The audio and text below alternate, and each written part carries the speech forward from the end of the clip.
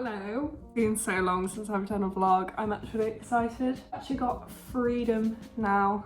I don't have mountains of uni work to be doing, so I can fully dedicate my time back into getting on the vlogs, back into talking about all things endometriosis. I don't know why I'm celebrating. It's a horrible condition that is the bane of my life.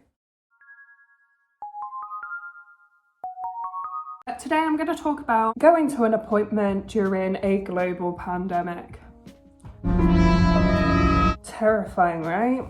Yes, I was very anxious to do this, but it actually turned out to be fine. I travelled down to my hospital, not going to say which one. Had to get on the tube, I had to use public transport. I obviously had to get on a train initially to go down there because COVID messed up my plans to basically relocate to London permanently because there's no jobs really going, and because there's no jobs I can't pay to live down there. I'm bunking in with my parents at the moment just until everything kind of goes back to normal and is a lot more manageable. I love having the time to spend with my family. A lot of people are on their own, which is really unfortunate.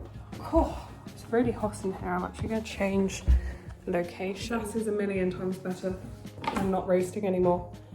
Yeah, so I'm really lucky to be able to sort of bunk in with my family and not be alone during lockdown. But it does make it a little bit more complicated in travelling to my appointments. It's fine because appointments aren't very frequent at the moment anyway. Medical attention is being directed to people that need it most. I fully appreciate that, you know, all the frontline staff doing everything that they can to combat this pandemic. So I'm very, very happy to wait with all my appointments at the moment because I am not a priority at all. Originally, everything was sort of starting to kick off in about what we had planned for May. It's obviously now June. That being said, it is because of the pandemic. So initially in March, I had a pelvic ultrasound scan and a internal scan, so into the vagina, looking at the insides. And in that session, it revealed that my left ovary, going from the imaging because it's not 100% accurate, the most accurate way to sort of look at these things is having a laparoscopy. It's very, very, very highly likely that my left ovary has got fused underneath my uterus, which is a pain in the ass. But it explains the pain in that area because it's constant. So that being said, I was then referred on for an MRI, which is the initial stage of kicking off my sort of endometriosis journey with this new specialist. Had my MRI yesterday, which is what I'm talking about today, because I had to travel for this MRI during this pandemic, during restrictions, during new laws, I guess, around travel. I'm actually now too cold. So yes, got on the train. You have to wear a mask now. It's so, so important that you wear masks on public transport. I brought hand sanitizer as well. I made sure that I wore clothes that I could just chuck off when I got in the door, put in the washing machine, wipeable shoes, a wipeable handbag, just anything that can really be deep cleaned when you get back, so you're not transmitting any germs back into the house where you're staying. Got on the train in the morning. You have a reserved seat that you have to sit in, and these seats are spread out by about 3 meters.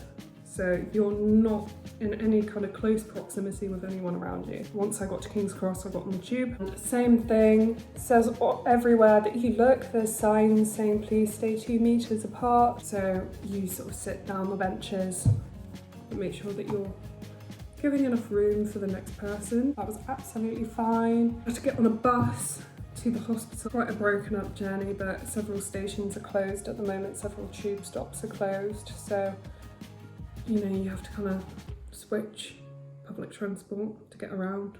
Now the hospitals do temperature checks as soon as you come through the door. You have to sanitize your hands as soon as you come through the door.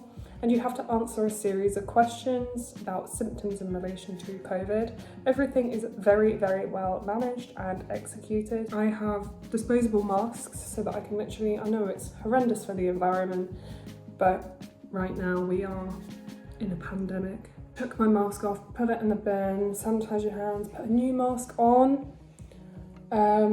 pretty much when you go into the hospital, when you come out. But everything is very well executed so that everyone's health is being protected, everyone's well-being is being looked after. Usual, I've had an MRI before, wasn't anything new. They sit you down, they fit you with a cannula, obviously took out any body jewellery, and then was shown into the room to have my MRI. MRI is just an MRI, you just get slid into a tube. They put I don't know what it's called, but they put a piece of equipment over your pelvis so that the imaging can come through a lot clearer. You can choose to have headphones on with music. I've had that at 2 different hospitals, so I think that's a pretty standard thing that they offer. I'm not sure if it's the same with you. It was done within about 25 minutes. Through the cannula, they run a muscle relaxant through so that your bowels don't keep moving around, because your bowels move all the time. Make it difficult to see, like a clear picture of what's going on. And then towards the end of the scan, they put in a contrast dye through your cannula so that the imaging comes up really clear. Yeah, that was essentially the MRI. Pretty straightforward. And then after the MRI, got changed, went to the toilet, washed my hands, got rid of my mask, changed it for a fresh one, left the hospital, sanitised my hands again, got on the bus, got on the tube. Sanitising my hands at every single stage is really, really important, that you are conscious of keeping your hygiene at the best standard that it could possibly be. And then got on the main train home. As soon as I got in the door, I took my clothes off, put them in the washing machine. Your hands wash as soon as you get in the door, just so you're not touching anything and spreading germs. Went upstairs, had a shower, washed my hair as well. It's really important that you don't just do a body wash, because hair can carry all sorts. You've got to do a full head to toe clean. Then the towel that I used to dry myself off with, I also put in the wash, and I obviously put on fresh clothes. Bags, telephone, all of that. Wipe it all clean. Yeah, it's pretty straightforward. Just be really conscious of what you're doing. That's kind of it really. So I will find out my results from the MRI in a week, and we'll let you know what's going to happen after that. The plan that's in place really is to do another laparoscopy, but at the same time do a cystoscopy and a colonoscopy in the same sort of day prior to the laparoscopy, just so that we can see everything internally, so we know what we're dealing with during surgery. That's all in the, down the pipeline. We don't know exactly when we're going to be carrying out these appointments, because everything's so up in the air, and medical care is really in demand, like I said before, for people that are a priority at the minute, and I'm perfectly happy to wait.